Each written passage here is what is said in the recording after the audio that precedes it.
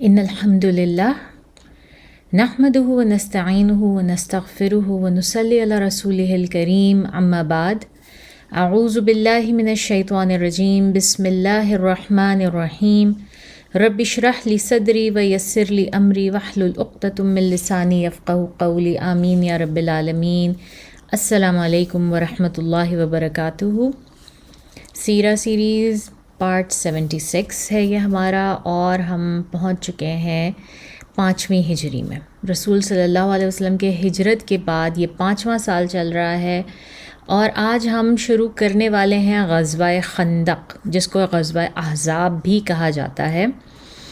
آج ہمارا ٹاپک یہ ہے۔ اس سے پہلے ہم نے سارا کچھ کور کیا، جو کچھ غزوہ احد کے بعد ہوا تھا مسلمانوں کے ساتھ، رسول صلی اللہ علیہ وسلم کے ساتھ جو بڑے واقعات پیش آئے تھے، جو غزوات پیش آئے، اور ان میں سے کوئی بھی بہت بڑا نہیں تھا، یا ایسا نہیں تھا کہ جس میں کہا جائے کہ کوئی جو ہے وہ لڑائی ہوئی ہے باقاعدہ، یا کوئی بہت زیادہ نقصان ہوا جانی یا مالی، ایسا کچھ بھی نہیں ہوا۔ لیکن بہرحال ایسے واقعات ضرور ہوئے کہ جس میں مسلمانوں کو فائدہ ہوا، بنا لڑے، جہاں پر مسلمانوں نے کوچ کیا، پڑاؤ کیا، مگر بنا لڑے صرف اور صرف مال غنیمت کے ساتھ واپس آئے۔ ایسا 2-3 دفعہ ہوا۔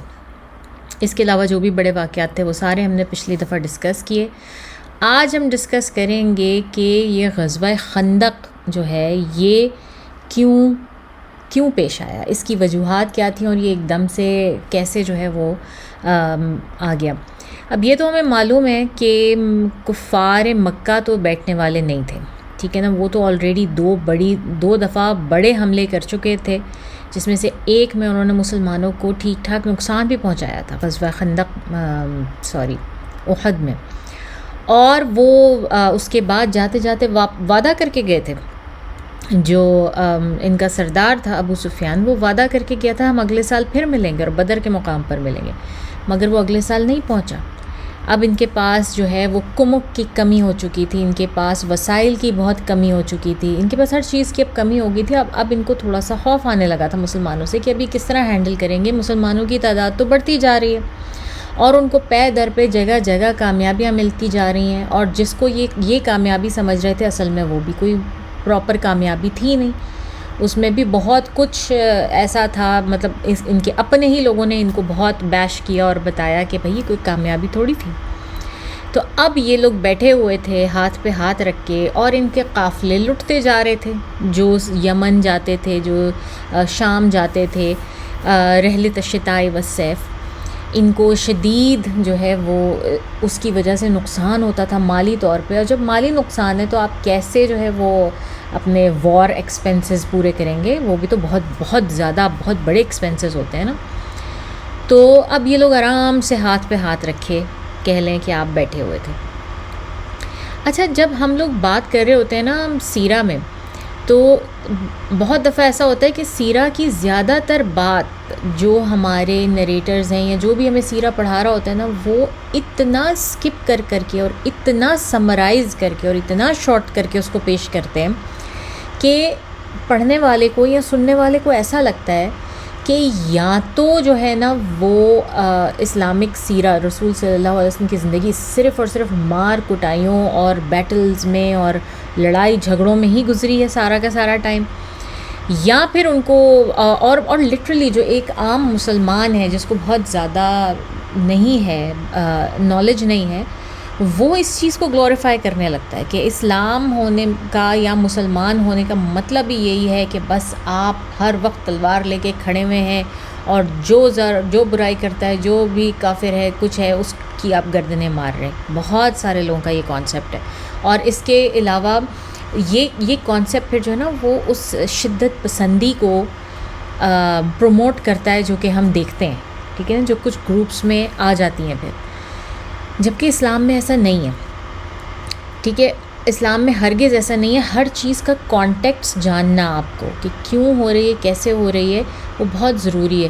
اور میں جو آپ کو ایک ایک چیز اور واقعات کو اتنا الیبوریٹ کر کے اور اس کی ڈیٹیلز بتانے کی، نٹی گریٹیز، بہت چھوٹی چھوٹی ڈیٹیلز بتانے کی کوشش کرتی ہوں نا، اس کی وجہ یہی ہوتی ہے کہ آپ صرف اور صرف اس کو ایک ہی پہلو سے نہ دیکھیں، آپ یہ دیکھیں کہ رسول صلی اللہ علیہ وسلم کی ذات کا اس میں کیا رول ہے، ان کی ذات کیسی نظر آ رہی ہے، وہ کس طرح سے اس انوائرمنٹ کو اور ان چیزوں کو سب کو جو ہے وہ ڈیل کر رہے ہیں۔ تو یہ بہت ہی امپورٹنٹ پوائنٹ ہے کہ ہمیں کانٹیکٹس پتہ ہو ہر چیز کا، کہ کوئی واقعہ ہو رہا ہے یا کوئی ڈیسیجن لے رہے ہیں رسول صلی اللہ علیہ وسلم تو کیوں لے رہے ہیں اور اس کی کیا اہمیت ہے، اور ہمارے لیے اس میں لرننگ کیا ہے۔ میری کوشش یہ ہے کہ میں آپ کو یہ ساری چیزیں کھول کے بتاؤں، اسی لیے یہ میری سیرہ جو ہے وہ بہت لمبی ہے، میں بہت اس کو الیبوریٹ کر کے بہت آرام سے کر رہی ہوں، تاکہ لوگوں کو رسول صلی اللہ علیہ وسلم کی ذات گرامی کے بارے میں پتہ چلے کہ وہ انسان کیسے تھے،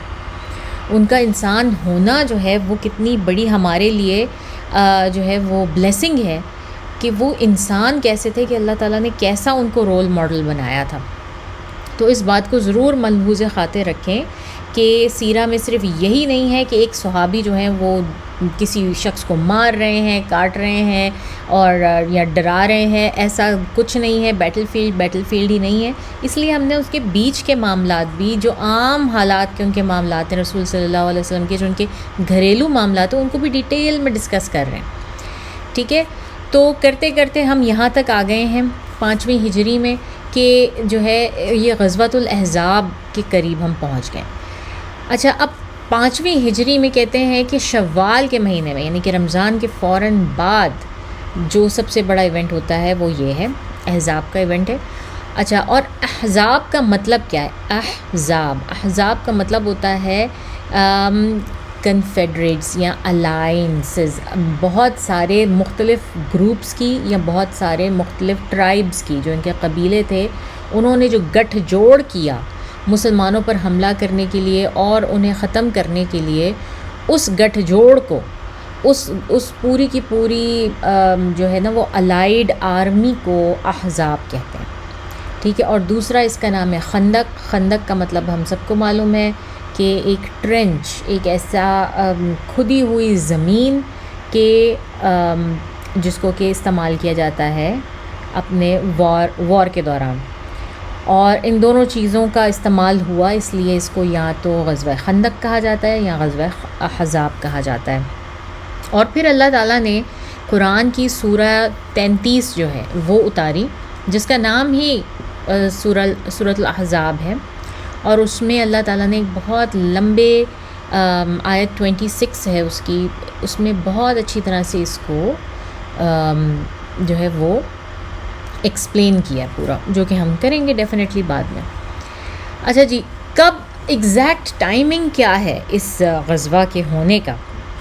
تو ایگزیکٹ ٹائمنگ کے بارے میں بات تو یہ ہے کہ اب تو ہمیں میٹر ہی نہیں کرتا، اب تو اس کی ضرورت ہی نہیں ہے ہمیں کہ کس وقت وہ ہوا، 4 ہجری میں ہوا یا 5 ہجری میں ہوا، اس بات کی کوئی اہمیت نہیں ہے ہم لوگوں کی نظر میں۔ اور کیوں نہیں ہے؟ کیونکہ ایک ہسٹری کی چیز ہے، ہمیں معلوم ہے کہ ہوا اور اس میں کیا کیا کچھ ہوا، ہم نے اسے کیا لرننگ لی، کیا نقصان ہوا، کیا فائدہ ہوا، ہمیں سب کچھ معلوم ہے۔ تو اور ایک ایسی چیز ہے جو کہ گزر چکی ہے، تو اس کا ہماری زندگی پہ اور کوئی جو ہے وہ نہیں ہونے والا، کسی قسم کا فائدہ یا نقصان ہمیں نہیں ہونے والا، اس لیے جو ہے وہ کس وقت ہوئی اس کا بہت زیادہ نہیں ہے۔ ہاں، لیکن میں اپنی لرننگ کے لیے، اور بہت سارے کچھ مطلب ایسے یقیناً سننے والوں میں بھی ایسے لوگ ہوں گے جو کہ ڈیٹیلز کے اوپر نظر رکھنا چاہتے ہیں، جو کہ ہر پہلو سے سوچتے ہیں، ان کے لیے بس میں بتاتی چلوں کہ 2 اوپینینز ہیں یوزلی کہ غزوہ احزاب کب ہوا۔ ایک گروپ جو ہے، ایک بہت بڑا گروپ جو ہے، وہ کہتا ہے کہ غزوہ احزاب جو ہے وہ 4 ہجری شوال کے بعد ہوا، اور دوسرا گروپ کہتا ہے کہ نہیں جی، یہ 5ویں ہجری میں شوال میں جو ہے وہ ہوتا ہے، غزوہ احد ہوتا ہے، بلکہ ذوالقعدہ کے قریب ہوتا ہے۔ تو اب ان دونوں اوپینین سے ہم کس طرح سے اس کا رابطہ آپس میں دیکھیں کہ وہ کس طرح سے کون سا اوپینین صحیح ہے۔ تو کیونکہ مسئلہ یہ ہے کہ دونوں طرف ہی نا، پلڑے کے دونوں طرف، دونوں اوپینینز پہ آپ کے اتنے بھاری بھرکم، اتنے بڑے بڑے عالم موجود ہیں، عالم مفتیان یا احادیث کے ماہر، وہ اتنے بڑے بڑے وہ موجود ہیں کہ دونوں ہی جو اوپینینز ہیں آپ اس کو اگنور نہیں کر سکتے، تو دونوں حالتوں میں آپ کو جو ہے نا وہ ایسا بعض اوقات ایسا لگتا ہے کہ نہیں 4 ہجری ٹھیک ہے، اور بعض اوقات لگتا ہے کہ نہیں 5 ہجری والا اوپینین زیادہ ٹھیک ہے۔ اچھا، اب جو لوگ کہتے ہیں کہ غزوہ احزاب جو ہے وہ 4 ہجری میں ہوا ہے، وہ کیا دلیل پیش کرتے ہیں؟ وہ یہ دلیل پیش کرتے ہیں بیسکلی ان کے لیے جو آج کل کے جو ماڈرن اسکالرز ہیں، جیسے کہ عبدالناصر جنگڈا ہیں، یاسر قاضی ہیں، اور بھی ان کے علاوہ اور تھوڑے سے کلاسک اسکالرز بھی جو ہیں، وہ لوگ یہ کہتے ہیں کہ رسول صلی اللہ علیہ وسلم جب مدینہ میں آئے تھے نا، تو وہ کون سا مہینہ تھا؟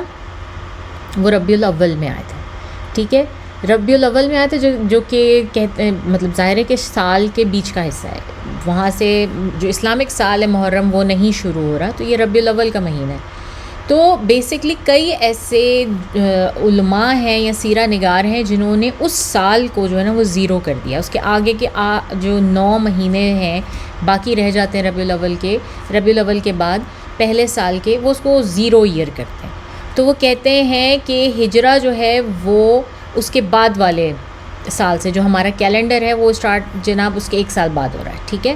تو اور جب وہ یہ کہتے ہیں اس کی وجہ سے ہمیں بہت ساری ڈیٹس میں جو ہے وہ ڈسکرپنسی محسوس ہوتی ہے، اور ان کے حوالے سے پھر کیا ہوا کہ پہلے بدر جو ہے وہ پہلے سال میں ہو گئی، ہجرہ کے پہلے سال میں بدر ہوئی، دوسرے سال میں احد ہوئی، اور پھر 2 سال کا گیپ دینے کے بعد جو ہے وہ خندق ہوئی چوتھے سال میں، ٹھیک ہے۔ تو یہ پہلا اوپینین ہو گیا، اور وجہ اس کی میں نے آپ کو بتا دی کہ وہ پہلے سال کو 0 کرتے ہیں، جبکہ ہجرت ہمارے جو کیلنڈر اس میں کوئی 0 ایئر نہیں ہے۔ اب یہ جو دوسرا اوپینین ہے، جو لوگ کہتے ہیں کہ 5ویں ہجرہ میں ہوئی، اور عمر بن خطاب رضی اللہ تعالیٰ عنہ نے جب ایک اسلامک کیلنڈر اسٹینڈرائز کر دیا، تو یہ سارے وہ والے علماء ہیں جو کہ اس اسٹینڈرائز کیلنڈر کو ساتھ لے کے چلتے ہیں۔ تو بیسکلی عمر بن خطاب کا جو کیلنڈر ہے اس سے ہمیں پتہ چلتا ہے کہ رسول صلی اللہ علیہ وسلم جب مدینہ میں آئے ربیع الاول میں، تو وہ پہلا سال ہے، ٹھیک ہے، وہ ہجرت کا پہلا سال ہے۔ دیر از نو 0 ایئر، کوئی ہجرت ہوئی، ہجرت سے پہلے، ہجرت کے بعد، کہ کوئی اس کے بیچ میں 0 ایئر نہیں آتا، ٹائم تو کہیں نہیں نا رکتا، ٹائم تو چلتا رہتا ہے، تو یہ کوئی بھی 0 ایئر نہیں ہے، یہ صرف اور صرف ایئر 1 ہے۔ تو ایئر 1 پہ جب ہم جو ہے وہ جاتے ہیں تو اس کے حساب سے ہم دیکھتے ہیں، اسی لیے جو ماڈرن اسکالرز ہیں اور بہت سارے کلاسک اسکالرز بھی جو ہیں وہ اس بات کو لے کے چلتے ہیں کہ ہجرہ کے فوراً بعد، یعنی کہ وہ سال جو ہے آپ کا پہلا سال ہے، تو اس طرح سے بدر جو ہوئی وہ دوسرے سال میں ہوئی ہجرت کے، اسی طرح جو احد ہے وہ تیسرے سال میں ہوتی ہے، اور پھر 2 سال کے گیپ کے بعد جو ہے خندق آتی ہے 5ویں سال کے اندر، ٹھیک ہے۔ آلموسٹ 2 ایئرس کا گیپ تھا، اور ہم نے بڑا ڈیٹیل میں پچھلے آئی تھنک 5-6 سیشنز کیے ہیں جس میں ہم نے وہ سارے واقعات جو ہے وہ نریٹ کیے ہیں جو کہ ان 2 سالوں میں ہوئے۔ تو جناب یہ سب کچھ ہوتا ہے۔ اچھا، اب کیا ہوتا ہے کہ اس طرح سے یہ چیز تو آپ کی سیٹل ہو گئی، ٹھیک ہے نا، کہ ایک ہی بات ہے جو کہتا ہے کہ 4 ہجری میں ہوئی ہے، یا اگر کوئی کہتا ہے کہ 5ویں ہجری میں غزوہ خندق ہوئی ہے، تو بات ایک ہی ہے basically, it's just the difference of opinion کہ کون پہلے سال کو انکلوڈ کر رہا ہے ہجری سال کے اندر، اور جو دوسرا گروپ ہے وہ اس کو ایکسکلوڈ کر رہا ہے، ٹھیک ہے۔ لیکن امام الزہری ہیں وہ بڑا کلیئرلی مینشن کرتے ہیں، امام الزہری بہت بڑے مشہور امام گزرے ہیں، اور ان کی بھی جو سیرہ ہے وہ اس وقت نہیں موجود، ہمارے پاس اس کا کوئی ٹرانسکرپٹ موجود نہیں ہے، لیکن وہ بھی بہت بڑے سیرہ نگار تھے، ٹھیک ہے۔ وہ کہتے ہیں کہ جو غزوہ خندق ہے نا، یہ احد کے 2 سال کے بعد امام الزہری کی یہ رائے ہے، اور جو پہلی رائے ہے نا کہ غزوہ خندق جو ہے وہ 4 ہجرہ میں ہوئی تھی، اس کو ماننے والے کون ہیں؟ اس کو ماننے والے بڑے بڑے جائن میں سب سے پہلا نام تو اب بخاری کا آتا ہے، ٹھیک ہے نا، امام بخاری رضی اللہ تعالیٰ عنہ کا آتا ہے۔ امام بخاری کیوں اس اوپینین کو بہت ہارڈ فیکٹلی سپورٹ کرتے ہیں؟ کیونکہ صحیح بخاری میں ہمیں ایک حدیث ملتی ہے عبداللہ بن عمر سے، ٹھیک ہے، اور عبداللہ بن عمر جو ہیں وہ خود فرسٹ پرسن میں نریٹ کرتے ہیں، اور بالکل صحیح حدیث ہے کہ جب احد کا دن آیا، میں اس وقت 14 سال کا تھا اور میں احد کے میدان میں گیا تاکہ میں لڑ سکوں، ٹھیک ہے نا. میں رسول صلی اللہ علیہ وسلم کے پاس، اور رسول صلی اللہ علیہ وسلم جیسے کہ ان کی سنت تھی کہ وہ ایک ایک شخص کو چیک کرتے تھے، دیکھتے تھے اس کی ایبلٹی کہ ہاں بھائی تم لڑنے کے قابل ہو کہ نہیں ہو. جو انڈر ایج ہوتے تھے ان کو واپس بھیج دیتے تھے، یا کوئی ڈسیبل تھا یا کسی کو بھی کوئی مسئلہ ہوتا تھا ان کو واپس بھیج دیتے تھے. تو عبداللہ بن عمر کہتے ہیں کہ میں بھی ان کے پاس گیا اور میں نے جا کے اپنے آپ کو پیش کیا کہ میں بھی لڑنا چاہتا ہوں، لیکن رسول صلی اللہ علیہ وسلم نے مجھے چھوٹا جانا اور مجھے بھیج دیا واپس اور مجھے نہیں لڑنے دیا. ٹھیک. اور اس کے بعد جو ہے لیکن احزاب میں 15 برس کا ہو چکا تھا، تو اس کے بعد مجھے احزاب میں لڑنے کی اجازت دی گئی. ٹھیک ہے. تو اب اس سے کیا پتہ چلتا ہے؟ اس سے ہمیں یہ پتہ چلتا ہے کہ ایک تو احزاب جو ہے نا وہ ان کے مطابق، اس حدیث کے مطابق 1 سال کے ڈفرینس سے ہو رہی ہے، ناٹ 2 ایئرس. ابھی تک ہم بات کرتے آ رہے ہیں، امام زہری بھی کہہ رہے ہیں کہ نہیں جی 2 سال کے بعد ہو رہی ہے احزاب. اور لیکن جو ہے عبداللہ بن عمر کی یہ روایت ہمیں بتا رہی ہے کہ نہیں 1 سال کے بعد ہو رہی ہے. تو یہ اس کو ہم کیسے ریکنسائل کریں؟ ٹھیک ہے. بخاری ہیں جن میں، امام النووی ہیں، امام ابن حزم ہیں، یہ سب کہتے ہیں کہ اس بات میں کوئی شک نہیں ہے کہ غزوہ خندق جو ہے وہ 4 ہجری میں ہوئی ہے، کیونکہ ابن عمر نے جو ہے نا وہ ابن عمر کی اس حدیث سے وہ ثابت کرتے ہیں. ٹھیک ہے. تو لیکن امام زہری کہتے ہیں نہیں جی وہ 2 سال کے بعد ہوئی ہے. تو اب اس کو کس طرح سے کرتے ریکونسائل؟ تو اس کے بارے میں علماء یہ کہتے ہیں کہ سب سے پہلی بات تو یہ کہ اس دور میں برتھ ڈیز کا حساب رکھ کون رہا تھا. کوئی بھی شخص ایسا نہیں تھا جو کہ برتھ ڈے کا حساب رکھتا یا کسی کو اپنی ایکچوئل ڈیٹ آف برتھ اور ٹائم آف برتھ پتہ ہو، جس طرح کہ آج کل کے ہمیں پتہ ہوتا ہے کہ ہاں جی اس دن ایگزیکٹلی اتنے بجے جو ہے یہ بچہ پیدا ہوا. تو اس دور میں تو نہیں تھا. تو جب وہ بات کرتے تھے نا کہ جب میں اتنے سال کا تھا، تو وہ ایک ڈاؤٹ فل اور ایک اس طرح سے بات کرتے تھے کہ غالباً میں اس وقت 14 سال کا تھا جس وقت مجھے جو ہے وہ رسول صلی اللہ علیہ وسلم نے ریجیکٹ کیا، اور پھر میں جو ہے وہ 15 سال کا تھا جس وقت مجھے ایکسیپٹ کر لیا. تو بیسکلی انہوں نے بیچ میں ٹائم لائن کا ان کو شاید خود بھی نہ اندازہ ہو، کیونکہ وہ بات ہی اس طرح کرتے تھے کہ ہم جو ہے وہ specific track of the day جو ہے وہ اس کی بات نہیں کر رہے ہوتے تھے. وہ جنرلی ریفر کرتے تھے کہ میں شاید I was about 14 years old جب یہ واقعہ پیش آیا، یا I was about 15 years old. تو ایسا بھی ہو سکتا ہے کہ شاید وہ اس وقت ابھی 14ویں میں لگے ہوں یا لگنے والے ہوں، 13 کے ہوں، قریب ہونے والے ہوں 14 کے، اور احزاب کے ٹائم پہ جو ہے وہ 15 کے ہو چکے ہوں.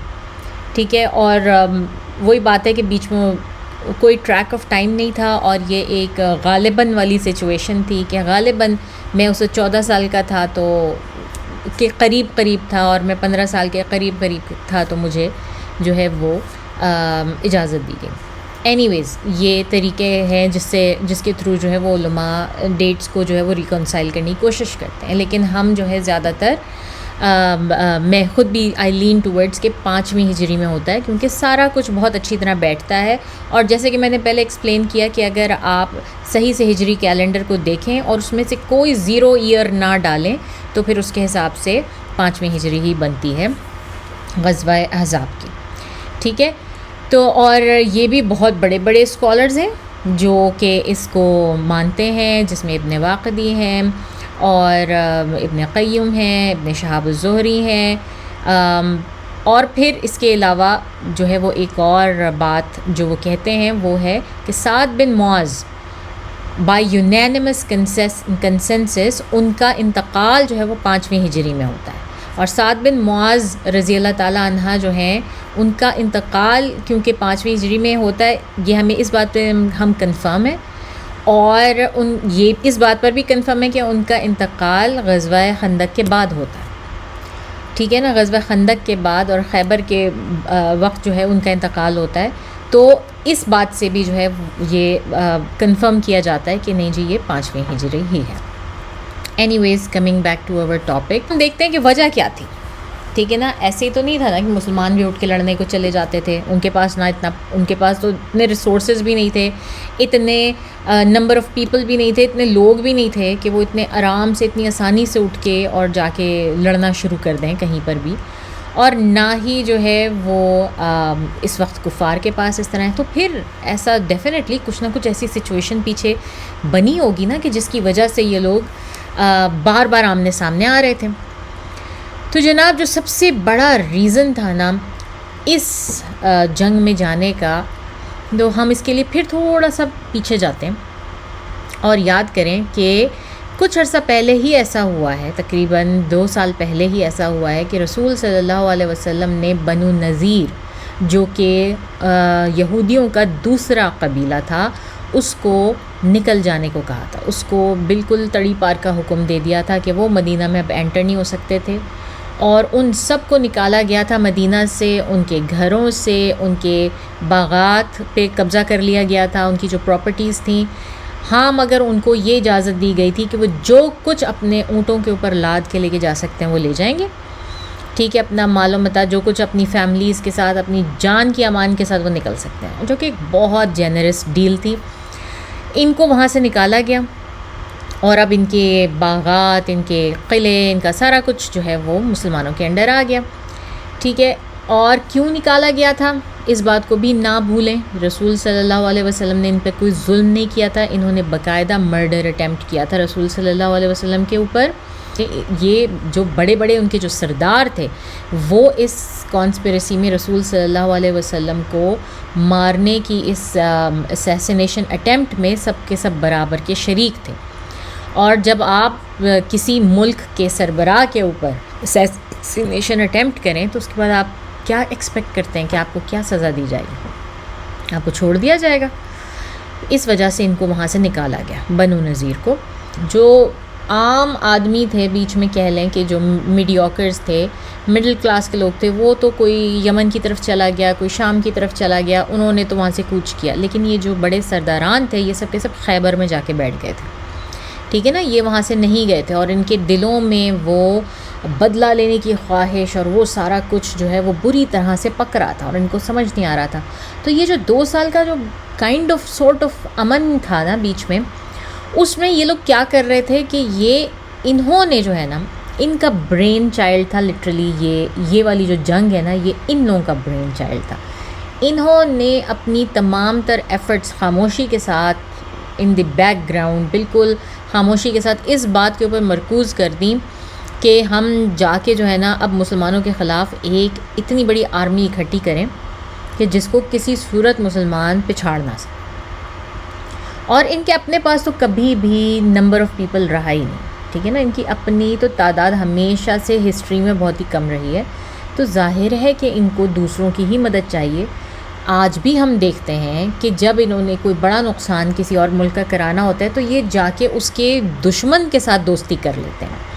ٹھیک ہے، اس کے دشمن، میرے دشمن کا دشمن میرا دوست، وہ والا حساب ہوتا ہے ان کا. اور انہوں نے جا کے یہی کیا کہ انہوں نے جا کے تمام ان قبائل کے ساتھ جو ہے نا وہ گٹھ جوڑ کرنے کی کوشش کی اور ان کو راضی کرنے کی کوشش کی کہ وہ سب آپس میں مل جائیں اور مل کر مسلمانوں کے اوپر حملہ کریں.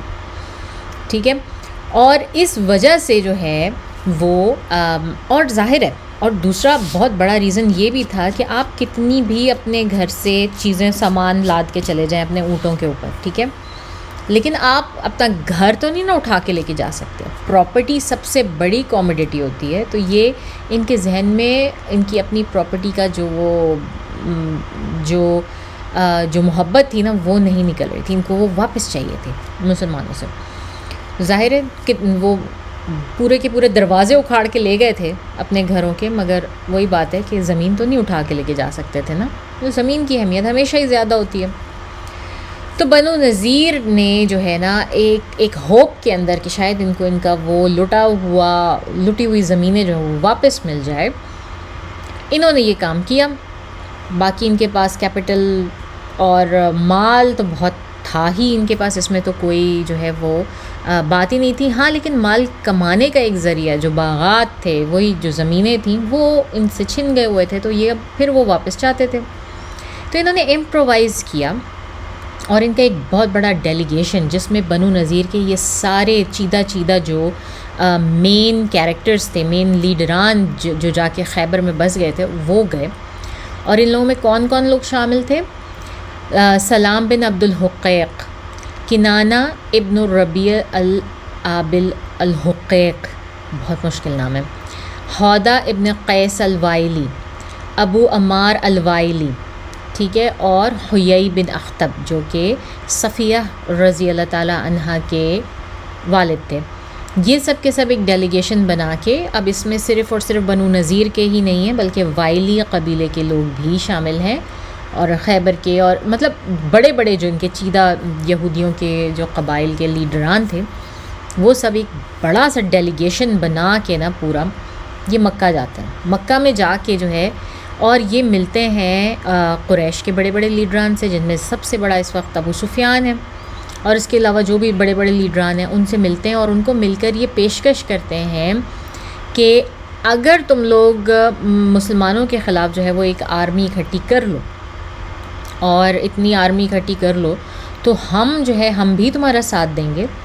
ہم وہاں مدینہ کے قریب بیٹھے ہوئے، ہم تمہارا ہر طرح سے ساتھ دیں گے، ہم تمہیں کیپٹل دیں گے، ہم تمہیں جو ہے وہ جگہ رستے پرووائڈ کریں گے، اور جو بھی جو اسپائنگ کی سروسز ہیں وہاں پر کیا ہو رہا ہے کس طرح، وہ ساری معلومات پرووائڈ کریں گے. تو ہم ہر طرح سے تمہارا ساتھ دیں گے، اور جتنا مطلب ظاہر خیبر کے لوگوں کی اتنی ویلتھ ہے اور سارا کچھ ہے اس کے حساب سے، بس تم لوگ اپنی فوجیں اکٹھی کرو اور کر کے مدینہ کے اوپر چڑھائی کر دو. مدینہ کے اوپر چڑھائی کرو، کسی بھی طرح سے جو ہے نا یہ تھریٹ ختم کرنی ہے رسول صلی اللہ علیہ وسلم کی، ان کو یہ تھریٹ جو ہے. تو اب یہ باقاعدہ یہ لوگ تھے آرکیٹیکٹ اس جنگ کو انسٹیگیٹ کرنے کے لیے، امپرووائز کرنے کے لیے، یہ لوگ آرکیٹیکٹ تھے. اور یہ پیچھے بیٹھ کے جسے کہتے ہیں نا پپٹیئرز تھے، اور یہ آگے آنے والے جو پپٹس تھے ابو سفیان اور دوسرے قبائل کے سرداران، ان کی بس رسیاں تھامے ہوئے تھے. آج بھی یہی سب کچھ ہو رہا ہے، ابھی تک یہی چل رہا ہے ان کا حال. ٹھیک ہے، اچھا جی. اب خیبر والے بھی ان کی مدد کرنے کو تیار تھے، کیونکہ ظاہر ہے ان کے بلڈ برادرز ہیں اور سارا کچھ ہے. ان کے دوران وہ بھی ان کی مدد کرنے کو تیار ہیں. اب قریش کا تو یہودیوں سے دور دور تک کوئی تعلق نہیں ہے، تو قریشی جو تھے، وہ جو مکہ کے لوگ تھے نا، وہ کنفیوز تھے، وہ کنفیوز بھی تھے، حیران پریشان بھی تھے. وجہ کیا تھی کہ یہ لوگ ہمیشہ سے جو ہے نا وہ یہودیوں سے دب کے رہتے تھے. ایک ہمیشہ سے جو ہے نا ان کو یہودیوں سے ایک طرح کا انفیریورٹی کمپلیکس تھا، ہمیشہ سے ایک ڈر تھا، خوف تھا، ایک انفیریورٹی کمپلیکس تھا. کیونکہ یہودی ان کی نظر میں بہت اعلیٰ پائے کے چوزن پیپل تھے، جو کہ یہودیوں نے خود اپنے آپ کو مطلب اس طرح بنا کے پیش کیا ہوا تھا. ان کے پاس کلچر تھا، ان کے پاس کتاب تھی، ان کے ہر شخص آلموسٹ پڑھا لکھا تھا. ٹھیک ہے، ان کے پاس زبان تھی ایک اسپیسیفک، ان کا ایک پورا کا پورا مطلب ایک شریعہ سسٹم تھا، لا تھا. لٹرلی جو یہودیوں کی جو شریعہ ہے وہ مسلمانوں سے ملتی جلتی ہے. اور پھر وہ اس بات سے اور بھی زیادہ کنفیوز تھے کہ ان کا جو کچھ بھی ہے وہ تو مسلمانوں سے ملتا جلتا ہے، اور یہ حقیقت بھی ہے. ٹھیک ہے نا، وہ کفار سے یا مشرکوں سے تو نہیں ملتا جلتا، نہ ہی وہ اپنے ہاتھوں سے بنائے ہوئے بتوں کی عبادتیں کرتے ہیں، نہ ہی ان کے اس طرح کے فضول کسٹمز تھے جس طرح اس وقت کفار مکہ کے تھے. تو وہ لوگ پریشان تھے، کنفیوز تھے کہ یہ ہم سے کیوں مدد مانگ رہے ہیں، یہ تو خود بہت مسلمانوں جیسے ملتے جلتے. اور اس میں کوئی شک نہیں ہے کہ جو ہے یہودی بہت مسلمانوں سے، مطلب اگر مسلمانوں کی شریعت کسی سے سب سے زیادہ میل کھاتی ہے دنیا میں کسی بھی اینشینٹ ریلیجن سے، تو وہ جوڈزم ہے. اس کے علاوہ مسلمان کسی سے بھی اتنے زیادہ کلوز نہیں ہیں. لٹرلی تمام تر لاز ان کے طہارت سے لے کر اور حلال حرام اور کس طرح سے جانور حلال کرنے ہیں، آپ شادیوں کے اور ہر چیز کے لاز آپ دیکھیں، طلاق کے، بہت ملتے جلتے ہیں. تو قریشیوں کو یہ بات سمجھنا ہے کہ یہ ہمارے پاس کیوں آ گئے ہیں نا اٹھ کے. تو انہوں نے پوچھا، ابو سفیان جو تھا اس نے بڑا ان کی بات بڑے کاملی سنی، اور کاملی سننے کے بعد ان لوگوں سے پوچھا کہ تم لوگ ہمارے پاس آ رہے ہو محمد صلی اللہ علیہ وسلم کے خلاف لڑنے کے لیے، اور اس میں کوئی شک نہیں ہے کہ جو شخص ان مسلمانوں کے خلاف لڑے گا یا ہماری مدد کرے گا وہ ہمارا دوست ہے، ہم لوگ اس کو جو ہے وہ اپنا دوست سمجھیں گے اور اس کے ساتھ الائنس کریں گے. لیکن ہم بہت کنفیوز ہیں اس معاملے میں کہ تم لوگوں کے نزدیک ایسا کیا ہے ہمارے ریلیجن میں، ٹھیک ہے، تو ہمیں یہ بتاؤ. اور قسمیں دے کے جو ہے نا وہ ابو سفیان پوچھا کہ تم لوگوں کو قسم ہے اپنے خدا کی کہ یہ بتاؤ کہ تمہارے نزدیک ہم لوگ زیادہ صحیح ہیں، ہمارا ریلیجن جو ہے وہ زیادہ صحیح ہے، یا محمد صلی اللہ علیہ وسلم اور ان کے اصحابہ کرام جو فالو کر رہے ہیں وہ زیادہ صحیح ہے. ابو سفیان اپنی کنفیوژن جو ہے وہ کلیریفائی کرنے کی کوشش کر رہا ہے کہ اچھا تو پھر یہ کیا معاملہ ہے، یہودیوں کے نزدیک کیا معاملہ ہے، کیونکہ یہودیوں کو وہ ویسے ہی بہت پہنچی ہوئی چیز سمجھتے ہیں، ٹھیک ہے، ان سے انفیریورٹی کمپلیکس میں رہتے ہیں. تو یہودیوں کا یہ جو ڈیلیگیشن تھا انہوں نے بڑا جو ہے نا اسے کہتے ہیں ڈپلومیٹک آنسر ان کو دیا کہ بھائی ہمیں تو جو ہے نا تم لوگ جو ہو ہمارے نزدیک زیادہ بہتر گائیڈڈ ہو، زیادہ رائٹلی گائیڈڈ ہو، تم لوگ زیادہ صحیح رستے پر ہو، زیادہ بہتر جو ہے تم لوگوں کے پاس ہدایت ہے، تو ہمارے نزدیک تو وہ ہو.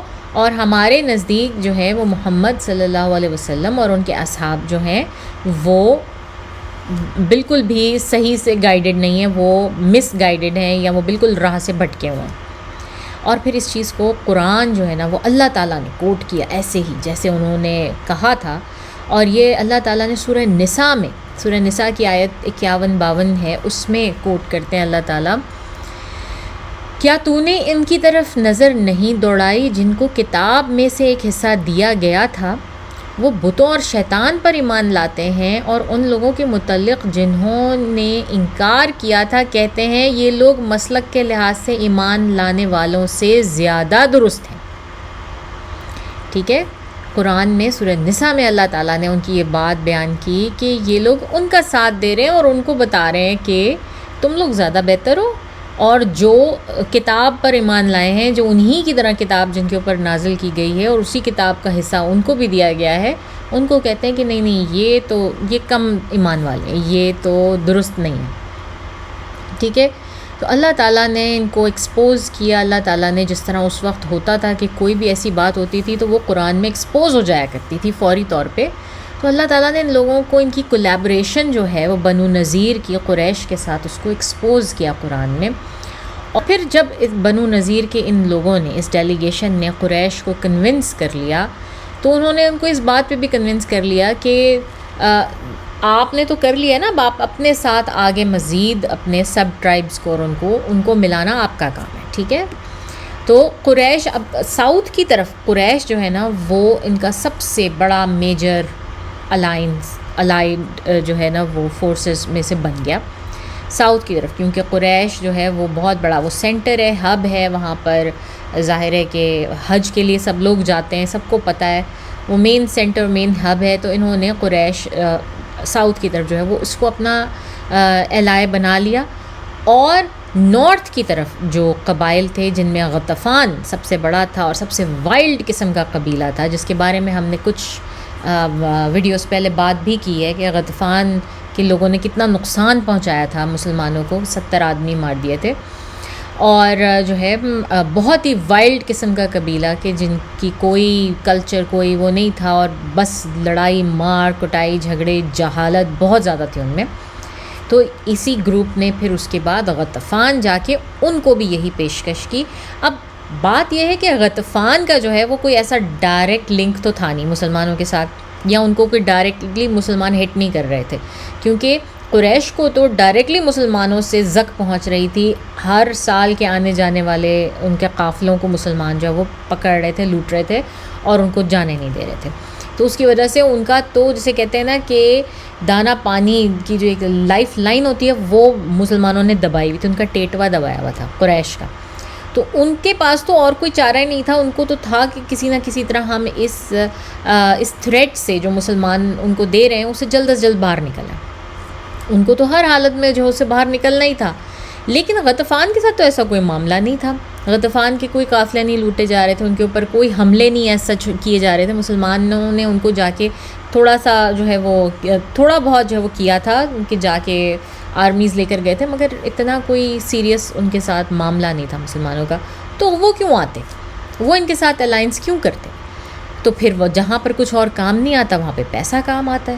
تو وہاں پر انہوں نے بہت بڑے بڑے وعدے کیے یہودیوں نے، ان کے سرداران نے، کہ ہم تمہیں یہ دیں گے یہ دیں گے. اور ان میں ایک بہت بڑا وعدہ یہ تھا کہ خیبر کی اگلے آنے والی پوری کمائی کا جو منافع ہے، ٹھیک ہے، 1 سال کا وہ غطفان کو دیا جائے گا.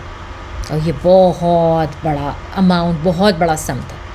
تو اس طرح انہوں نے بہت ساری برائبری کے تھرو جو ہے وہ غطفان کے مرسنریز کو ہائر کیا، یا آپ کہہ لیں کہ بس کرائے کے جو لٹیرے ہوتے ہیں نا ان کو ہائر کیا بنو غطفان کے. لیکن ان کا اپنا کوئی پرسنل کوئی مقصد تھا ہی نہیں اس کے پیچھے.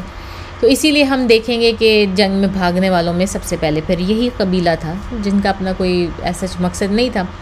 اینی ویز غطفان بھی جو ہے وہ اس میں شامل ہو گیا، اور یہ سارے بڑے بڑے قبیلے جو ہیں وہ انہوں نے الائنس کر لی. اور اس میں ان کو یہ پورا ٹائم لگا 2 سال کا. اور اس کے بعد یہ طے ہوا کہ فلانی جگہ پر فلانے وقت پہ، مقررہ وقت پہ ساؤتھ سے جو ہیں وہ ابو سفیان کی فوجیں آئیں گی، اور نارتھ سے یہ ساری غطفان کی فوجیں آئیں گی، اور فلانے مقام کے اوپر ہم سارے کے سارے وہ ملیں گے. ٹھیک ہے.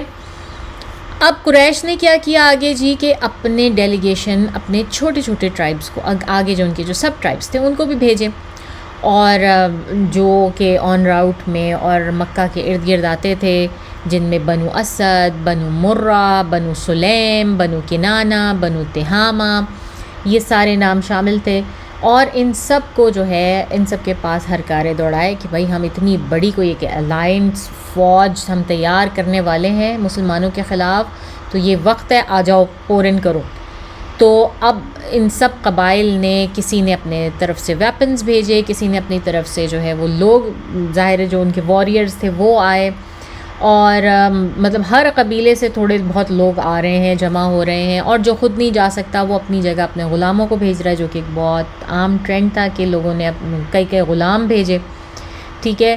اور اس کے علاوہ آرمرز جو ہیں وہ بھیج رہے ہیں، کوئی راشن کا جو ہے وہ سامان بھیج رہا ہے، کوئی ہارسز، کیملز وغیرہ جو برداری کے جو ہے وہ گھوڑے وغیرہ وہ بھیج رہے ہیں سارے کے سارے. تو اس طرح کرتے کراتے قریشیوں کے پاس ایک اچھی خاصی بڑی فوج جمع ہو گئی.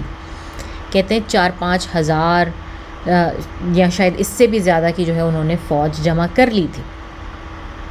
اور کیونکہ ہمیں یہ معلوم ہے کہ بنو نذیر ان کو بندے تو نہیں پرووائڈ کر سکتے تھے، ٹھیک ہے نا، یہودیوں میں بندوں کی کمی تو ہمیشہ سے رہی ہے، نہ ہی ان کو وہ لڑائی بھڑائی میں جو ہے نا کوئی بہت ماہر تھے، کوئی آرٹ سکلز میں جو ہے ان کی جو وار سکلز جو ہوتی ہیں اس میں وہ کوئی ماہر نہیں تھے. ہاں وہ ویپن بنانے میں ضرور ماہر تھے. ان کا جو واحد طریقہ تھا نا اپنی پروٹیکشن تھا وہ تھا قلعے. یہ قلعے کی دیوار موٹی سے موٹی کر لیں، اس کے اندر ہم بند ہو کے بیٹھ جائیں، یہی ہماری سب سے بڑی پروٹیکشن ہے. اس کے علاوہ وہ خود 1 on 1 فائٹ کے قابل نہیں تھے، اور نہ ہی ان کے پاس اتنی مین پاور تھی کہ وہ کرتے. تو یہ کام پھر انہوں نے اپنی جمع کی ہوئی ساری کی ساری دولت خرچ کر کے پورا کا پورا اس کو عرب کو جو ہے وہ یونائٹ کیا مسلمانوں کے خلاف. اور پھر اللہ تعالیٰ بھی جو ہے نا وہ قرآن میں فرماتے ہیں کہ یہ سوچتے تھے کہ ان کے قلعے ان کو بچا لیں گے، اللہ تعالیٰ سے جو ہے وہ ان کو بچا لیں گے. یہ اللہ تعالیٰ قرآن میں بھی فرماتے ہیں. اور پھر ایک اور جگہ پہ ضربت علیہم وذلتہم ومسکنتہم، یعنی کہ جب بھی جہاں پہ بھی ہر جگہ ان کو ذلت اور مسکینی کا سامنا کرنا پڑے گا، ہیوملیشن کا سامنا کرنا پڑے گا. اور مسکینی کا یعنی کہ ان کے پاس کبھی بھی اپنا جو ہے وہ اتنی بڑی مین پاور نہیں ہوگی، اور ان کو ہمیشہ ذلت کا سامنا کرنا پڑے گا یہ جہاں کہیں پر بھی جائیں گے. اور ہم تھرو آؤٹ دا ہسٹری دیکھتے ہیں کہ جہاں جاتے ہیں وہاں پر کچھ عرصے کے بعد ان کو انتہائی ذلیل کر کے وہاں سے نکال دیا جاتا ہے. اور پھر آگے ہی اللہ تعالیٰ کہتے ہیں الا بحبل من اللہ و بحبل من الناس. کب تک؟ یہاں تک کہ اللہ ان کو خود تھوڑی بہت مدد دے یا یہ لوگوں کی مدد پکڑیں، دوسرے لوگوں کی مدد پکڑیں، جو کہ یہ ابھی اس وقت جو یہ کر رہے ہیں. تو یہ آیت جو ہے وہ اس کے اوپر پوری بیٹھتی ہے کہ اللہ تعالیٰ وہ سمجھا رہے ہیں کہ ان کو اس وقت تک تھوڑی بہت عزت یا تھوڑی بہت اہمیت یا سکسیس نہیں ملے گی جب تک کہ اللہ نہ چاہے یا یہ دوسروں کی مدد نہ پکڑیں، دوسرے لوگوں کی مدد نہ پکڑیں. تو حبل کا مطلب ہوتا ہے رسی یا مدد طلب کرنا یا کوئی کنیکشن جو ہے نا وہ آپ کو مل جائے. تو ہم ہسٹری میں دیکھتے ہیں کہ تھرو آؤٹ جب بھی کبھی ان کو کہیں پر سکسیس ہوئی ہے تو وہ اسی طرح ہوئی ہے کہ ان کو دوسروں کی مدد ملی ہے یا انہوں نے اپنے لیے خریدی ہے، لی ہے، دوسروں کی مدد لی ہے. تو یہاں پر بھی یہ لوگ اس احزاب کے معاملے میں بھی یہ لوگ یہی کر رہے ہیں. تو جناب طے شدہ پروگرام کے مطابق جنوب سے قریش، کنانہ، تہامہ اور یہ سارے قبیلے جن کا میں نے ابھی آپ کو بتایا، یہ مدینے کی جانب کوچ کرنے لگے. اور ظاہر ہے کہ ان سب کا ڈی فیکٹو لیڈر کون تھا؟ ابو سفیان. ان کی تعداد 4-5 ہزار کے قریب تھی. اور یاد رکھیں کہ یہ جتنی بھی تعداد ہم بات کر رہے ہیں ان میں سے کوئی بھی تعداد ایسی نہیں ہے کہ ہارڈ کور فیکٹس ہونا کہ وہ بالکل ہم نے جو ہے جناب یہ والے ہارڈ کور فیکٹس ہیں، یہ تعداد بالکل ایگزیکٹ ہے اور اس سے کم نہیں ہے، اس سے زیادہ نہیں ہے. ایسا کچھ نہیں ہے، کیونکہ کوئی بھی اس وقت جو ہے لٹرلی ان کو گن نہیں رہا تھا، کوئی اسٹیٹسٹکس جو ہے وہ اکٹھے نہیں کر رہا تھا. تو یہ سب جو ہیں نمبر، یہ سب ایک نمبروں کا ایک ایسٹیمیٹ ہے، ٹھیک ہے، it's not the final number. تو 4-5 ہزار کے قریب ان کی تعداد اکٹھی ہو گئی. اور آگے یہ لوگ گئے تو ان کے ساتھ بنو سلیم ایک اور بڑا قبیلہ تھا، اس کے بارے میں بھی ہم بات کر چکے ہیں، یہ بھی آگے شامل ہو گئے. اور ادھر اس وقت مشرق کی طرف سے غطفانی جو شمال مشرق تھا وہاں سے غطفانی قبائل جو تھے، جن میں فزارہ، مرہ، اشجع اور یہ سارے کے سارے یہ قبائل بھی اکٹھے ہو کر مشرق کی طرف سے، اب دو طرف سے فوجیں، ایک جنوب کی طرف سے آ رہی ہے، ایک مشرق شمال مشرق کی طرف سے آ رہی ہے، دو طرف کی فوجیں انہوں نے آ کے ایک جگہ پر ملنا تھا. اور اس کے بیچ میں بنو اسد اور بہت سے دوسرے قبائل کے افراد بھی آ گئے. ان سارے قبائل نے ایک مقررہ وقت پر اور مقررہ پروگرام کے مطابق مدینے کا رخ کیا، اور اس لیے چند دن کے اندر مدینے کے آس پاس 10,000 سپاہی اکٹھے ہو گئے. ٹھیک ہے نا، آلموسٹ اگین یہ ایک گیسٹیمیٹ ہے، یہ فل فگر نہیں ہے، بالکل ایک جسے کہتے ہیں جمع شدہ فگر نہیں ہے، یہ گیسٹیمیٹ ہے. ٹھیک ہے نا. اور یہ جس جگہ پہنچے اس کا نام تھا مرا زہران. یہ کوئی جگہ ہے جو کہ مدینہ اور مکہ کے بیچ میں ہے. تو یہ لوگ وہاں پر سب پہنچ گئے. جو غطفان سے آیا تھا پورا کا پورا لشکر، اس کا سپہ سالار اوینیہ بن حسن تھا، اور جو ادھر سے قریش کی طرف سے جا رہا تھا وہ اس کا پورا سردار جو ہے وہ ابو سفیان تھا. ٹھیک ہے. اب اتنا بڑا لشکر تھا کہ غالباً مدینے کی پوری آبادی بھی آپ اکٹھی کر لیں، ٹھیک ہے نا، مدینے کی پوری آبادی بھی آپ اکٹھی کر لیں تو کتنے، وہ 2,500 بن جائیں گے، 2,500-3,000 لوگ بن جائیں گے. اس سے زیادہ لوگ نہیں تھے مدینہ میں. تو یہ جو لشکر آ رہا تھا یہ ان سے کوارڈروپل سائز کا تھا، 4 گنا زیادہ تھا. ٹھیک ہے. اور اس مدینے کی پوری آبادی میں سے آپ بچوں کو، بوڑھوں کو، ڈسیبلڈ کو نکال دیں تو پیچھے ان کے پاس کتنے 1,500 سے 2,000 کے بیچ میں نفری ہوگی، اس سے زیادہ تو نہیں ہوگی، جو کہ ایبل مین تھے، جو کہ لڑ سکتے تھے. اور یہ جو لشکر آ رہا تھا یہ ان سے 4 گنا بڑا تھا. اس سے پہلے کبھی عرب نے اتنا بڑا لشکر نہیں دیکھا تھا. اس سے پہلے عرب کبھی یونائٹ ہی نہیں ہوئے تھے، وہ کبھی ایک پیج پہ جمع ہی نہیں ہوئے تھے کہ وہ ایک ساتھ مل جائیں کسی مقصد کے لیے. یہ تو ایک مسلمان جو تھے انہوں نے ان کو ایک مقصد دے دیا تھا جس کی وجہ سے وہ ایک بینر کے نیچے، یہودیوں کے بینر کے نیچے سب کے سب اکٹھے ہو گئے تھے مسلمانوں سے چھٹکارا پانے کے لیے. ورنہ اس سے پہلے تو زیادہ سے زیادہ کیا ہوتا تھا کہ 2 قبیلے مل کر ایک تیسرے کے خلاف لڑ لیتے تھے، ان کی آپس میں الائنس ہو جاتی تھی، اور اس سے زیادہ کبھی کچھ جو ہے نا وہ ان کی الائنسز نہیں ہوئی تھیں قبائل کی. اور یہ جو ہے یہ ساری کی ساری فوجیں وہاں پر جمع ہونی شروع ہو گئیں. اب یہ تو ان کا پرسپیکٹیو تھا. اب ہم مسلمانوں کی طرف آتے ہیں. مسلمانوں کی طرف کیا ہو رہا ہے؟ ایز یوزول رسول صلی اللہ علیہ وسلم کے جو اسپائز ہر طرف انہوں نے بھیجے ہوئے ہیں، اور یہ اتنا بڑا لشکر تھا اور اتنی بڑی تعداد تھی کہ یہ تو چھپ ہی نہیں سکتا تھا. تو ڈیفینیٹلی وہ رسول صلی اللہ علیہ وسلم کو فوری طور پہ پتہ لگ گیا کہ اس طرح سے اتنا بڑا لشکر آ رہا ہے اور یہ سارا کچھ ہو رہا ہے. اور رسول صلی اللہ علیہ وسلم نے اپنی سنت کو قائم رکھتے ہوئے تمام مسلمانوں سے کہا، پوچھا، ان کی گیدرنگ اکٹھی کی مسجد نبوی میں، اور ان کے سامنے سارا معاملہ رکھا، تمام حقائق رکھے کہ بھائی اتنا بڑا لشکر اس طرح آ رہا ہے اور ہم سب مل کر بھی بمشکل 1500 سے کچھ اوپر لوگ بنتے ہیں، اور ہم جو ہے وہ اتنے بڑے لشکر کو، ہمارے پاس کوئی اور چارہ ہی نہیں ہے کہ ہم لڑیں ان سے، لیکن کیا اسٹریٹجی ہونی چاہیے، تم لوگوں کا اس بارے میں کیا خیال ہے، ٹھیک ہے، اور تم لوگ کیا سمجھتے ہو کہ ہمیں کیا کرنا چاہیے. تو رسول صلی اللہ علیہ وسلم نے ایک اوپن ٹیبل کانفرنس کی، سب کے سامنے جو ہے مسئلہ پیش کیا، اور ان کو کہا کہ جس کے پاس جو کوئی بھی آپشن ہے یا سجیشن ہے وہ پیش کرے، ٹھیک ہے نا. اب رسول صلی اللہ علیہ وسلم کو اچھی طرح سے معلوم تھا کہ یہ اتنی جو تعداد ہے مسلمانوں کی، صرف 1500 اور وہاں 10,000 کا لشکر، یہ میدان میں کھڑے ہو کے آمنے سامنے جو ہے وہ لڑنے کے نہیں لڑی جا سکتی، کیونکہ اللہ تعالیٰ نے قرآن میں بھی مینشن کیا تھا، ٹھیک ہے، ایک جو ہے وہ 10 کے برابر، لیکن اس کے بعد اللہ تعالیٰ نے اس کو بدل دیا تھا اور پھر کہا کہ نہیں، تم میں سے ایک اگر ہوگا تو وہ 2 سے لڑنے کے لیے 2 کے اوپر بھاری ہوگا مسلمانوں میں. تو یہ تو ڈبل نہیں، یہ تو ٹرپل بھی نہیں، یہ تو کوادروپل سے بھی زیادہ جو ہے وہ ان کے اوپر آ گئے تھے. اب دشمن تھا اور یہ کام فیس ٹو فیس جو ہے وہ خالی لڑکے نہیں ہو سکتا تھا، حالانکہ اس کے علاوہ مسلمانوں کے پاس کوئی اور آپشن اس وقت نہیں تھا اور انہوں نے لڑنا ہی تھا، اور ان میں کسی جذبے کی بھی کمی نہیں تھی، لیکن still they needed a strategy.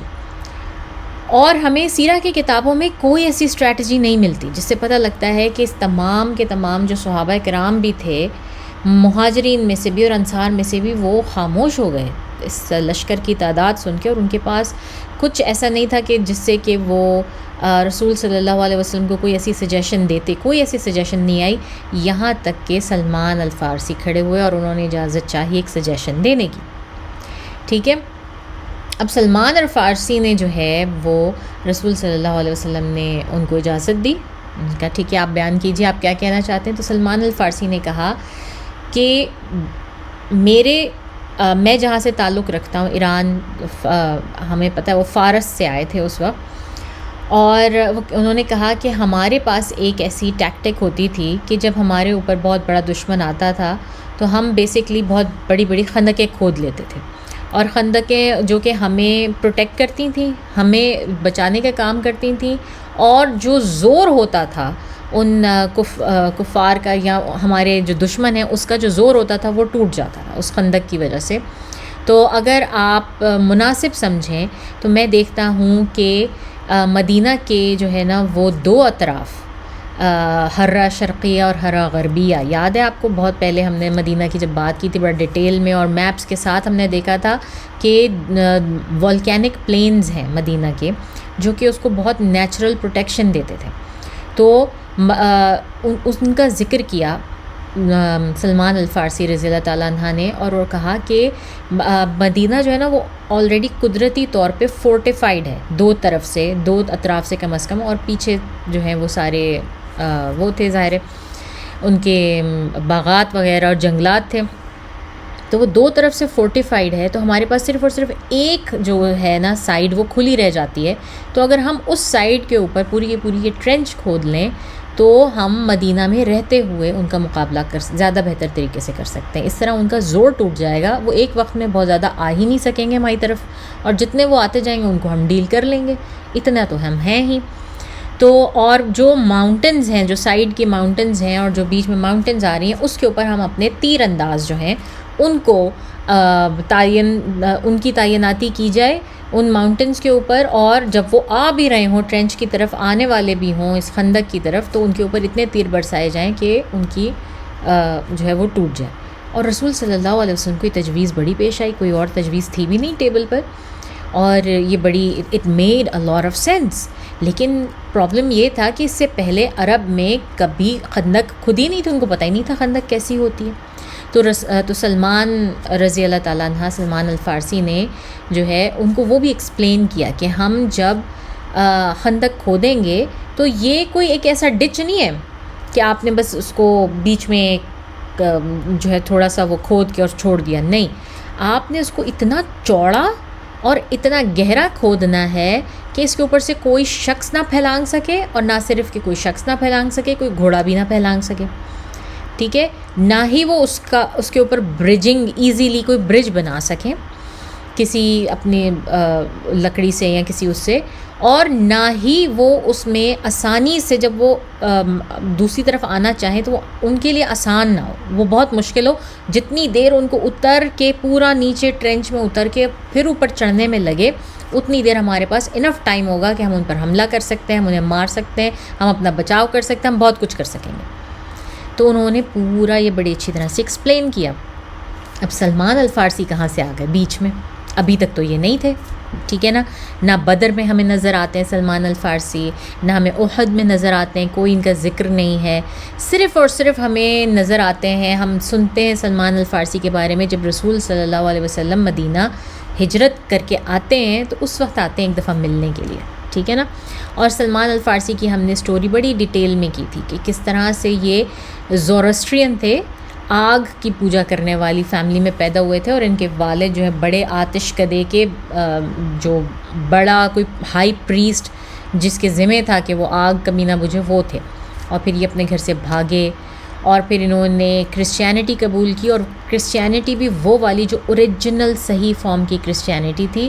اور جب یہ ایک مونک کے پاس رہے، جب اس کی موت کا وقت آیا اس نے دوسرے مونک کے پاس بھیجا، جب اس کی موت کا وقت آیا اس نے تیسرے مونک کے پاس بھیجا، اور تیسرے مونک نے پھر کہا کہ اب میں مرنے والا ہوں اور میں کسی کو نہیں جانتا جو کہ اس کرسچینٹی کے اس ڈینومینیشن پہ قائم ہو جس پہ کہ ہم تھے. اب ایسے تمام لوگ ختم ہو چکے ہیں، کرسچینٹی کی شکل بدل چکی ہے. ہاں، مگر اب وقت بہت قریب ہے کہ ایک نئے نبی آنے والے ہیں، تو اگر تمہیں وہ مل جائیں ان کو فالو کرو.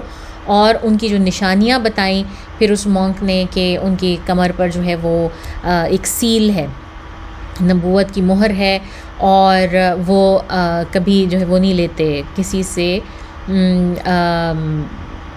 وہ گفٹ تو لے لیتے ہیں لیکن گفٹ کے علاوہ دوسری طرح کا اگر آپ ان کو کوئی زکوٰۃ خیرات وغیرہ دینا چاہیں تو وہ قبول نہیں کرتے. ٹھیک ہے.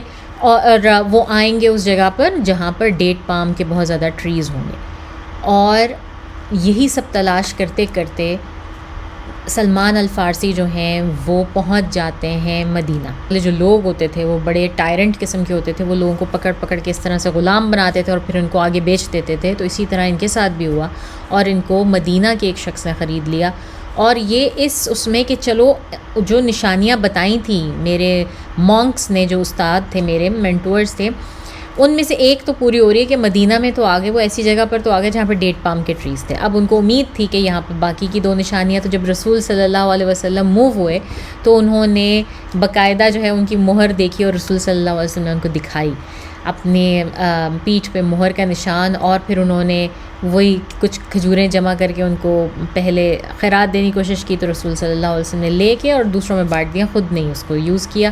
اور پھر جب انہوں نے آ کے کہا کہ نہیں میں آپ کے لیے یہ ہدیہ لایا ہوں، تو اس کو انہوں نے قبول کیا. تو ان کی تمام تر نشانیاں سلمان الفارسی کی پوری ہو گئیں. وہ اپنی پوری جیسے کہتے ہیں ریسرچ کے ساتھ آئے تھے، اور انہوں نے پوری ریسرچ کے ساتھ رسول صلی اللہ علیہ وسلم پر ایمان لائے تھے. مگر وہ جس یہودی کے پاس ملازم تھے، جس کے غلام تھے، وہ انتہائی، وہ بہت ہی کرول، بہت ہی کننگ تھا، اور وہ ان کو چھوڑنے کو تیار نہیں تھا. اسپیشلی جب اس شخص کو یہ پتہ چل گیا کہ رسول صلی اللہ علیہ وسلم سے کس طرح کا ریلیشن شپ سلمان الفارسی رکھتے ہیں دلی طور پہ، اور کس طرح سے ان کو ڈھونڈتے ڈھونڈتے پہنچے، تو اس نے کہا کہ جو ہے میں تو نہیں تمہیں چھوڑوں گا کسی بھی حال میں. تو سلمان الفارسی نے پھر اپنی نیگوشیٹ کی، اپنی فریڈم کی جو ٹرمز تھیں اس کے ساتھ نیگوشیٹ کی، اور اس نے بہت ہی مشکل ٹرمز رکھی، مطلب امپاسبل. اور وہ ٹرمز کیا تھیں کہ تم مجھے پتہ نہیں کتنے درخت، 100-150 پتہ نہیں کتنے، بہرحال کوئی درختوں کا کوئی وہ تھا کہ اتنے درخت مجھے ڈیٹ پام ٹریز جو کھجور کے ہیں وہ پلانٹ کرو، پلانٹ کرنے کے بعد وہ بڑے ہوں اور اس میں سے کھجوریں نکلیں اور وہ مجھے منافع دینا شروع کریں جب میں تمہیں آزاد کروں گا. اب یہ کہانی تو 15-20 سال کی ہے. تو 15-20 سال تک، اور سلمان الفارسی کی عمر اس وقت ہی 60-70 سال کے قریب ہے. ان کی عمر کافی ہے. تو یہ تو لگتا تھا کہ بظاہر امپاسبل ہے. تو جس وقت اس نے اس یہود نے یہ شرط رکھی تو سلمان الفارسی نے آ کے بتایا رسول صلی اللہ علیہ وسلم کو، اور رسول صلی اللہ علیہ وسلم نے کہا کہ آپ فکر نہ کریں، جس وقت موقع آئے یہ سیڈز جو ہے پلانٹ کرنے کا، تو بوائی کرنے کا، تو آپ مجھے بتائیں اس وقت. اور جس وقت ایسا ہوا رسول صلی اللہ علیہ وسلم گئے، انہوں نے اپنے ہاتھ سے ایک ایک سیڈ جو ہے نا اس کی گٹھلی ڈالی، اور پھر اس کو جو ہے وہ پانی دیا. اور پھر اللہ کی کرنی ایسی ہوئی کہ جو کام 15-20 سال میں ہونا تھا، کم از کم 15 سال بھی تو لگتے ہیں نا ایک درخت کو بڑے ہو کے اور پھل دینے میں، وہ بہت ہی ایکسپیڈائٹ ہو گیا رسول صلی اللہ علیہ وسلم کا ہاتھ لگنے سے، ان کی برکت سے، یا معجزہ کہہ سکتے ہیں آپ. یہ بھی ایک معجزہ تھا رسول صلی اللہ علیہ وسلم کا کہ اس نے وہ بہت تیزی سے وہ پورا کا پورا گارڈن بڑھا، اس نے دیے، اور سلمان الفارسی کو جو ہے وہ آزادی مل گئی کہ 5ویں ہجری میں اس وقت جو ہے وہ رسول صلی اللہ علیہ وسلم کے ساتھ بیٹھے ہیں اور ان کو مشورہ دے رہے ہیں. ٹھیک ہے، تو یہ ان کی کہانی تھی ان شارٹ. اور پھر وہ خود کہتے، سلمان الفارسی کہتے ہیں کہ جب سے میں ایک آزاد آدمی بنا، اس کے بعد میں نے کبھی رسول صلی اللہ علیہ وسلم کی سائٹ نہیں چھوڑی. کبھی میں ایسا نہیں ہوا، اگر وہ مدینہ میں ہوتے تھے تو میں ان کے ساتھ مدینہ میں ہوتا تھا، اگر وہ کہیں مدینہ چھوڑ کے باہر جاتے تھے میں ان کے ساتھ ٹریول کرتا تھا. ہر مومنٹ میرا جو ہے نا وہ ان کے ساتھ ہوتا تھا اور میں ان سے دور نہیں ہوتا تھا. سلمان الفارسی ظاہر ہے ان کی ایج کی وجہ سے شاید وہ اتنے اس وقت ویسے لڑنے کے قابل نہیں تھے، فزیکلی اتنے ایبل نہ ہوں، لیکن ان کے مشوروں نے کتنا زیادہ جو ہے وہ مسلمانوں کو فائدہ پہنچایا، رسول صلی اللہ علیہ وسلم کو فائدہ پہنچایا. اور کیسے جو ہے انہوں نے باوجود اس کے کہ نہ وہ بدری تھے نہ وہ احد میں تھے، ان کو خندق میں جو ہے نا وہ حصہ لینے کا موقع ملا، اور ان کو جو ہے وہ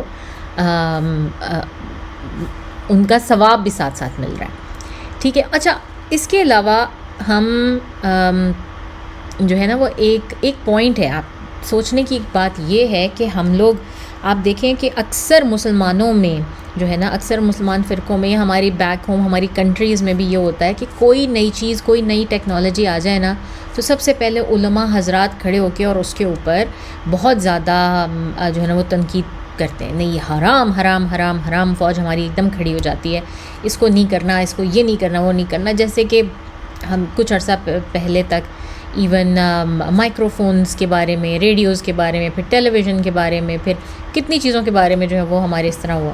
لیکن جب ہم سیرہ سے دیکھتے ہیں، جب ہم رسول صلی اللہ علیہ وسلم کی سیرہ سے دیکھ رہے ہیں، تو یہ چیز ہمیں بالکل الٹی نظر آ رہی ہے. ہسٹوریکلی آپ دیکھیں رسول صلی اللہ علیہ وسلم، ان کے اصحابہ کرام، اور جتنی بھی اس وقت جنریشنز تھیں، ہماری جو فرسٹ جنریشنز تھی مسلمانوں کی، وہ اتنے ویلکمنگ ہیں نئی ٹیکنالوجی کو لے کے کہ کہیں سے بھی آئے، کچھ بھی ہے وہ اس کو اڈاپٹ کر رہے ہیں، اس کو جو ہے وہ اپنے اندر مدہم کر رہے ہیں، اس کے ساتھ وہ جیسے کہتے ہیں کھیل رہے ہیں، اس کو مزید امپرووائز کر رہے ہیں، اور اس کو ایک نئی چیز بنا رہے ہیں. بہت ساری وہ والی چیزیں کہ جو ریچولز ہیں، آپ کا جو مذہبی جو ریچولز ہیں، ان میں کوئی انوویشن نہیں آ رہی، ان میں کسی سے کوئی چیز نہیں لے رہے. لیکن اس کے علاوہ جو دنیاوی کوئی بھی معاملہ ہے کسی بھی قسم کا، اس میں وہ بہت جسے کہتے ہیں کھلے بازوؤں کے ساتھ جو سب کچھ کر رہے ہیں. بلکہ ایک حدیث بھی ہے، اور مجھے معلوم نہیں کہ اس کی صحت کیسی، حدیث کی صحیح ہے یا غلط ہے، غلط تو نہیں، ضعیف ہے یا صحیح حدیث ہے. وہ یہ کہ حکمت جو ہے نا وہ مومن کی کھوئی ہوئی میراث ہے، تو اسے جہاں بھی ملے اسے وہ سمیٹ لے. یہ ایک حدیث ہے، اور میں سمجھتی ہوں اگر یہ ضعیف بھی ہے تو اس میں کوئی برائی نہیں، کیونکہ ہمیں رسول صلی اللہ علیہ وسلم کی زندگی سے اس کا عملی نمونہ ملتا ہے. ٹھیک ہے، کہ کئی موقع ہم ایسے دیکھتے ہیں کہ جس کے اوپر ہمارے پاس ایگزامپلز ہیں. ایک ایگزامپل تو یہ ہو گئی کہ عربز میں بالکل بھی نہیں تھا خندق کھودنے کا رواج، یہ فارس سے آیا، لٹرلی پیش کیا گیا، اور رسول صلی اللہ علیہ وسلم نے اس کو فوراً عمل کرنے کا اس پہ حکم دیا، اس کو جو ہے وہ سیکھنے کا حکم دیا اور اس پہ عمل پیرا ہوئے اور اس سے فائدہ اٹھایا۔ پھر ایک ہم جو ہے آپ کو ایک دو اور مثالیں دیتے ہیں کہ جس طرح ایک مثال ہے کہ رسول صلی اللہ علیہ وسلم کہا کرتے تھے کہ میں تم لوگوں کو منع کرتا تھا کہ جس دوران تمہاری بیویاں اپنے بچے کی پیدائش کے بعد اپنے بچے کو دودھ پلا رہی ہوں اس وقت جو ہے وہ دوسرا بچہ نہیں ہونا چاہیے، یعنی کہ اس وقت ان سے دوری اختیار کرو، اس وقت فوری طور پہ دوسرا بچہ نہ کرو۔ لیکن جب میں رومنز کو اور پرشینز کو اور دوسرے لوگوں کو دیکھتا ہوں کہ وہ ایسا نہیں کرتے اور ایک کے بعد ایک ان کے بچے آگے پیچھے ہو جاتے ہیں اور اس سے ان کی مدرز کو فرق نہیں پڑتا، تو میں نے اس چیز کو جو ہے وہ اس پابندی کو ختم کرتا ہوں اور تم لوگ جیسے چاہو مرضی ایک کے بعد ایک بچے پیدا کر سکتے۔ یہ ایک بہت بڑی اگزامپل ہے۔ پھر اس کے علاوہ ایک اور بہت بڑی اگزامپل جو ہے وہ یہ تھی کہ جب رسول صلی اللہ علیہ وسلم نے آگے ہم دیکھیں گے تھوڑا سا آگے جا کے سیرہ میں کہ انہوں نے جب خطوط لکھنے شروع کیے نا ہر جگہ، ہیراکلیس کو اور مقوقس کو اور ہر ایک کو جب انہوں نے خطوط لکھنے شروع کیے تو جو ان کے درباری تھے رسول صلی اللہ علیہ وسلم کے جو صحابہ کرام تھے جن کا تعلق تھا، اسی طرح سلمان الفارسی جیسے لوگ اور بھی لوگ جو رومن جو ہے وہ چرچز میں اس میں سے آئے ہوئے تھے، انہوں نے کہا کہ یا رسول اللہ صلی اللہ علیہ وسلم جب بھی آپ کا قاصد ان کے پاس کوئی خطوط لے کر جائے گا نا تو یہ آپ کا خط اس وقت تک نہیں پڑھیں گے جب تک کہ اس کے اوپر ویکس کی سیل نہ ہو۔ اگر وہ سیلڈ نہیں ہے تو اس کا مطلب ہے کہ وہ خط بیچ میں کھولا جا چکا ہے اور کسی اور نے اس کے اوپر کوئی کسی قسم کی جو ہے نا وہ اس کے اندر کوئی ڈسکرپنسی ہو گئی ہے کوئی تو وہ کبھی بھی اس خط کو نہیں پڑھتے، اس کو نہیں دیکھتے۔ تو رسول صلی اللہ علیہ وسلم نے ان کا یہ مشورہ سنا، اس کو مانا، اور پھر انہوں نے باقاعدہ وہ انگوٹھی ڈیولپ کروائی چاندی کی جس کے اوپر لکھا ہوا تھا اللہ رسول محمد، اور اس میں بھی سب سے اوپر اللہ تعالیٰ کا نام لکھا گیا تاکہ اللہ تعالیٰ کا جو مرتبہ ہے وہ انہوں نے جو ہے وہ مرتبہ اللہ تعالیٰ کو دیا، اور اس کے بعد اپنا رسول اللہ صلی اللہ علیہ وسلم نے اپنا نام محمد نیچے اس کے لکھوایا صلی اللہ علیہ وسلم، اور اس طرح وہ انگوٹھی جو ہے وہ آئی وجود میں، اور پھر رسول صلی اللہ علیہ وسلم نے اسی طرح سے ویکس منگوا کے اس کو جو ہے وہ پگھلا کے ڈالنا شروع کیا اور اس انگوٹھی کا نشان مارک اس کے اوپر لگا کے ہر جگہ بھیجا جانے لگا جو کہ ان کا پرسنل سگنیچر تھا۔ تو یہ ساری چیزیں اسلام کا پارٹ تو نہیں ہے، ٹھیک ہے نا، یہ اسلام کے ساتھ یا قرآن کے ساتھ تو نہیں آ رہی، لیکن رسول صلی اللہ علیہ وسلم ان کو دوسروں سے سن کر بھی اپنا رہے ہیں، جو چیز ان کو پتہ ہے۔ زندگی گزارنے کا ایک طریقہ ہے، دنیا میں رہنے کا ایک طریقہ ہے۔ آپ کسی کو پکڑ کے یہ نہیں کہہ سکتے نہیں جی میں یہ کام کرتی ہوں یا کرتا ہوں یہ صحیح ہے تو میں تو نہیں تمہارے والا جو ہے وہ کام کروں گا، تمہیں یہ کرنا پڑے گا، میں جیسے جو چاہے مرضی کروں، میں تو نہیں مانتا۔ ایسے نہیں ہوتا۔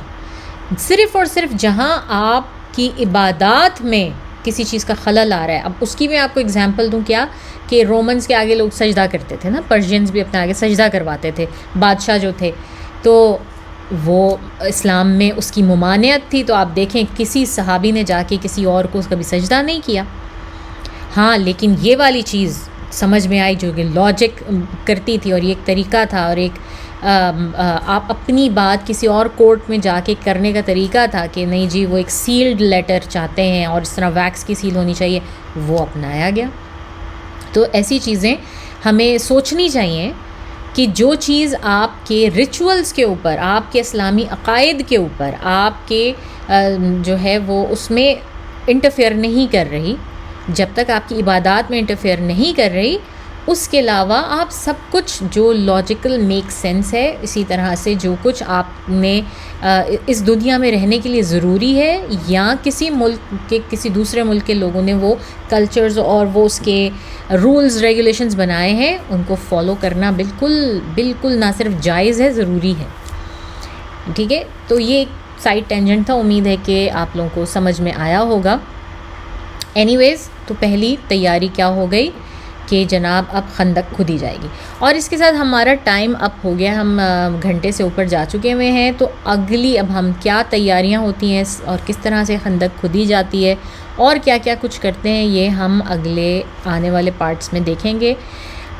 پچھلے پارٹس کی طرح یہ بھی تھوڑا سا کھنچے گا، کیونکہ میں اتنی جلدی آپ کو سمری میں نہیں سناؤں گی، ورنہ میں آپ کو 2 منٹ میں یہ بھی کہہ سکتی تھی 5 ہجری ہے، اس میں شوال کا مہینہ ہے، اس میں یہ جنگ ہو رہی ہے، اس وجہ سے ہو رہی ہے، اور اس میں خندق کھودی گئی اور مسلمانوں کے ساتھ یہ ہو گیا.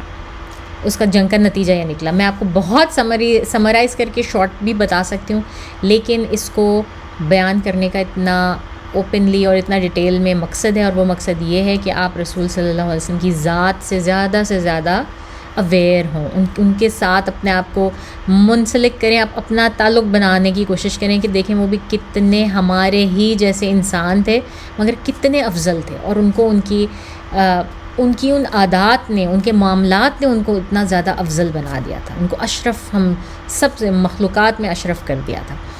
ٹھیک ہے، تو اب تک کے لیے ہم اتنا ہی رکھتے ہیں. دعاؤں میں یاد رکھیے، اور مجھے بھی اپنی دعاؤں میں ضرور یاد رکھیں پلیز.